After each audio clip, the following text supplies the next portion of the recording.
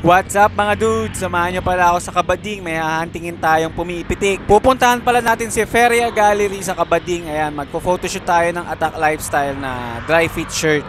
Nag-start mag-sponsor sa amin si Attack Lifestyle August 2022 pa. Kinonect kami ni Recta Silangan kay Attack Lifestyle. So ang ginawa namin, nag-shoot kami ng Kaliraya Descent na fixed gear. Kasama ko si Jen yan. So si Jen sponsored din siya. Konting feedback lang sa mga t-shirt ni Attack Lifestyle. Yes po, napakaganda po ng tela nila. Quality po siya. Katulad nitong long sleeve na to, napakasarap sa balat, napakalambot. And totoo po, napakabilis matuyo ng pawis. So hindi siya nakakairita sa balat. Ang maganda pa sa kanila, nagpapalit sila ng tela, nag-i-improve sila ng tela, naghahanap pa sila ng mas high quality pa na tela. So hindi lang sila nagfo-focus dun sa mga unang tela nila, naglalabas pa sila ng mas maganda. Sa mga gusto umorder, PM lang kayo kay Attack Lifestyle or pumunta kayo sa mga retail shops nila tulad ni Boss Frank at Go Pedal at marami pang iba. Naka-spot pa nga tayo ng fixed gear na aakit ng buso-buso. So commercial muna, shoutout sa iyo men.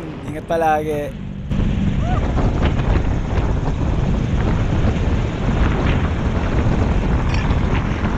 So about naman kay Feria Gallery, grabe tong tao na to. Sobrang napakabait, sobrang humble pa sa ginagawa niya. Sobrang na-appreciate ko yung ginagawa namin photoshoot ni Feria Gallery. Napakagaling niya pumitik. Ayaw niya nung mga basta-basta lang na pitik. Gusto niya maayos talaga lahat.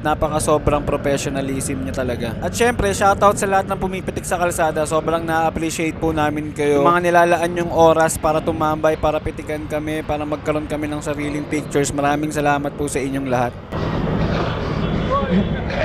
Wari ka ko!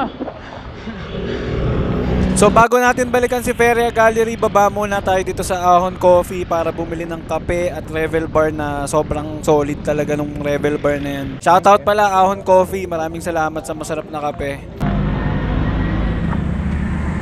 So after namin magkape ni Feria, nag-setup na agad siya ng camera niya. Pwesto na agad ako dito sa may view.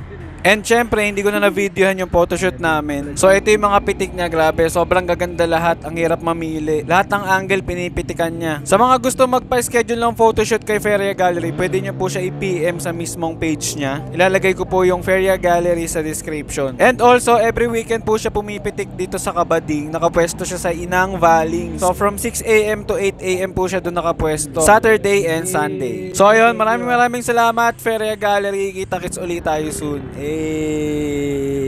Video lang yan.